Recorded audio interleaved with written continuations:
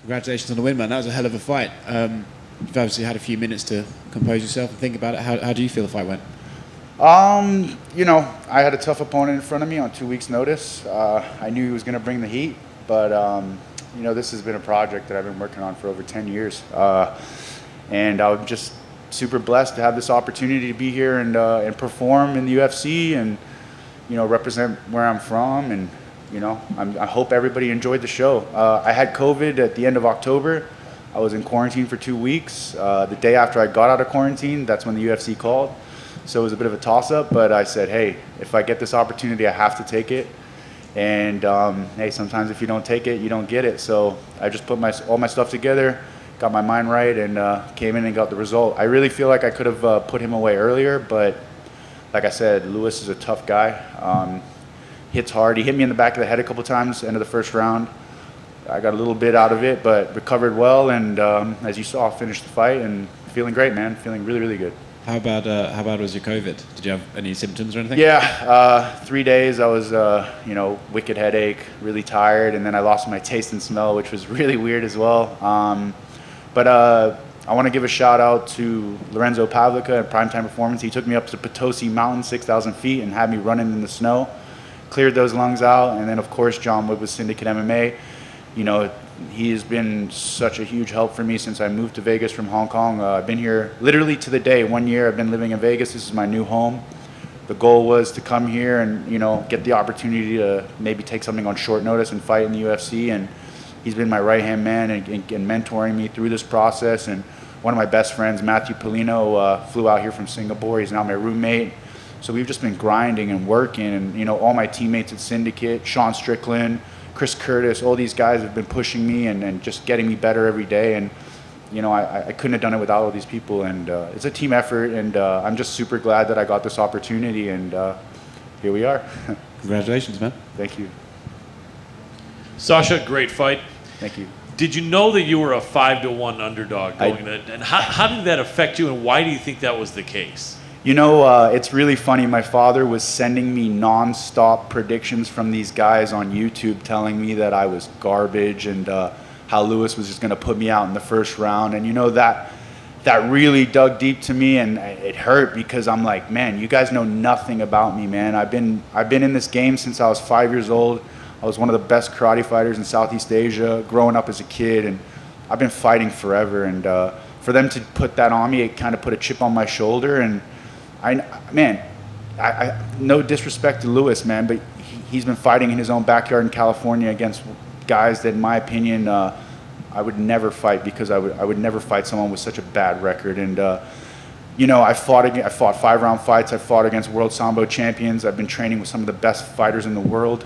The current world welterweight champion Kamaru Usman was a training partner of mine back in 2016. So I've been there, and I knew what I was capable of. And to hear all these people that have never fought in their life tell me that I'm garbage, and to see my odds line, I think I was like plus 450 or something crazy like that. And the people that were close to me, they were like, man, we're putting all our money on you, dude. So I was like, I had to go out there and get the result. You know what I mean? I had a lot of support. I'm an international kid. I'm from a lot of places. I had people supporting me from Russia, Scotland, Hong Kong, UK, Europe. So I had a lot of people that were wishing me good luck, and I can't go in there and just fold. I had to come out there and come out with that W, and that's exactly what I did. Absolutely. He came out really strong. Did he ever have you hurt?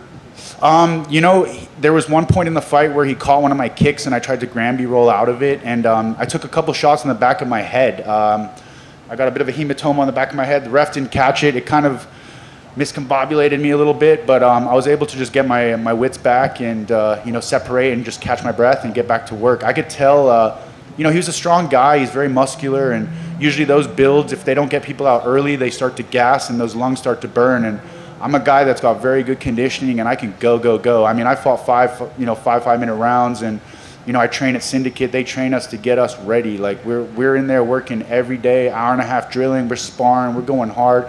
John Wood knows exactly what the recipe is to make sure we don't get tired in that ring. And it showed tonight. Third round I came out so fresh. You could see I was light on my feet, and some of the doctors were like, man, where did that come from? And I said, it's just how we train. Absolutely. Last question for me. his output really started to decrease. Was that, you think, because the extra muscle? Did you hear him gasping for breath? Or did you think you heard him? Because it looked like he just wasn't the same fighter after that first round. You know, we got into a couple clinch situations where we were going kind of knee for knee, and his knees were not touching me as deep as my knees. I was going through I was trying to go through his spine with my knees, whereas his were just touching me. And I could feel his energy, excuse me, I could feel his energy start to dissipate. And I believe I landed a spinning back kick in the third round, and I felt everything go out.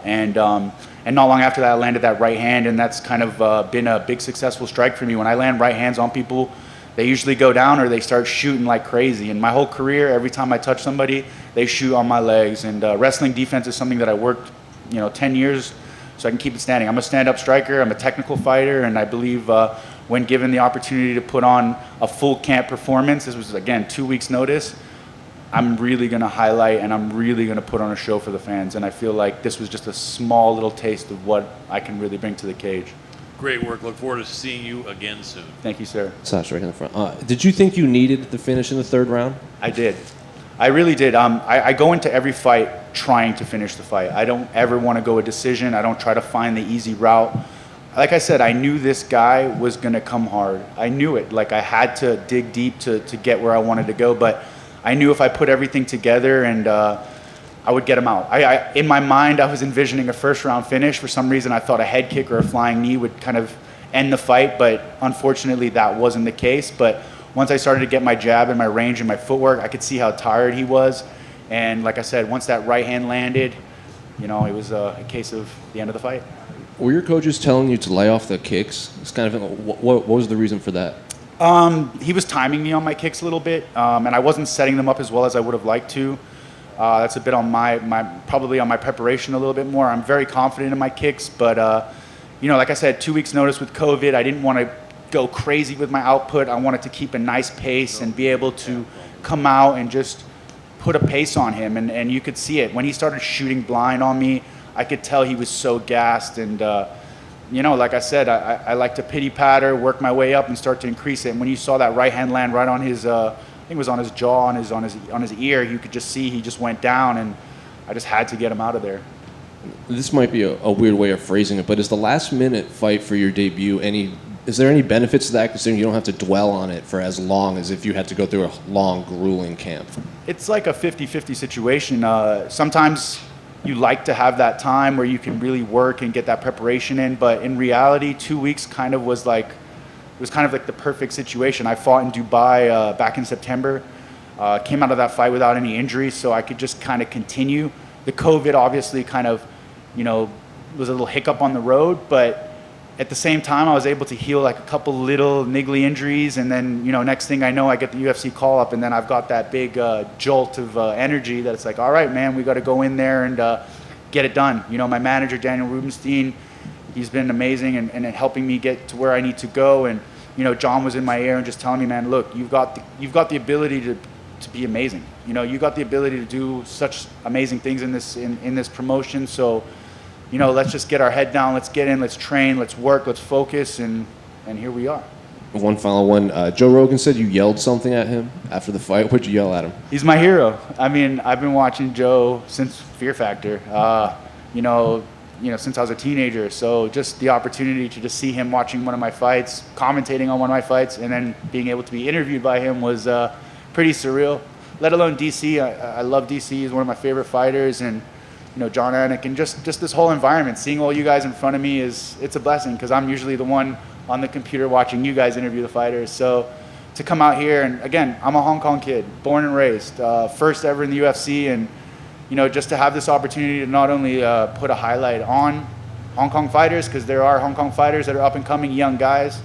I just want to give that motivation to them to keep working, and that opportunity will come if you just keep working. I've been working on this for a very long time. Ups and downs, you just got to keep working, keep following your dreams, and it's all going to come together eventually. With the UFC calling you the day after you were done with quarantine, Did they know you'd been sick and you'd been in talks with them, or was this just purely out of the blue? I'm gonna tell you a really funny story. So I was supposed to corner my buddy Sean Strickland in his first fight with Jack Marshman, and when I went and got my COVID test, came back positive. So that was the first indication that I had it. I hadn't felt any symptoms, and then all of a sudden, boom! I just got, I lost my smell, I lost my taste. My fiance's in France, and I haven't seen her in 6 months.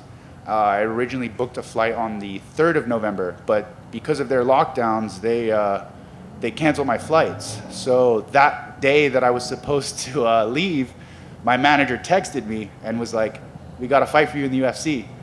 So I was like, holy smokes, like it was all meant to be, just that opportunity to be in the UFC. But my fiance was like, oh, she was so upset. But I'm sure she's happy now. So here we are. So were you 100% going into training, and probably not into training, but going into this fight? I truly believe I was as close as I could be to 100%, but with the COVID, the first week back, it was rough. I was going through some kind of battles in my mind. There was a couple seconds where I thought maybe I needed to talk to Danny and just let him know, like, I don't know if I can do this. But as soon as I was up running in the mountains, I'm telling you, I was putting in 10K and 10K in the mountains, just running uphill in the snow. I don't know if that's the remedy to curing your lungs, but it worked for me. I was able to hack out all that garbage in my lungs and came back on Monday and just felt like how I was supposed to feel. And of course, working with John and Matthew Polino, we were just grinding. And, I was doing pad sessions 2-3 times a day, running, grinding. I mean, this is all I've been doing my whole life. And if some virus is going to prevent me from it, I'm going to have to fight through it and just push. And, like I said, 2 weeks is not ideal, but I fought on 5 days' notice with a torn meniscus against Munir Lazez. I'm a fighter at the end of the day. I don't pick my fights. If the fight comes to me, I'm ready to take it. I'm a motivated individual, and I believe that I have one of the strongest mindsets. You could see it in the fight today. That guy was hitting me in the back of my head, and I just came through. I just kept pushing, and I knew I was going to get that finish. There was nothing that was going to stop me. Congratulations. Thank you.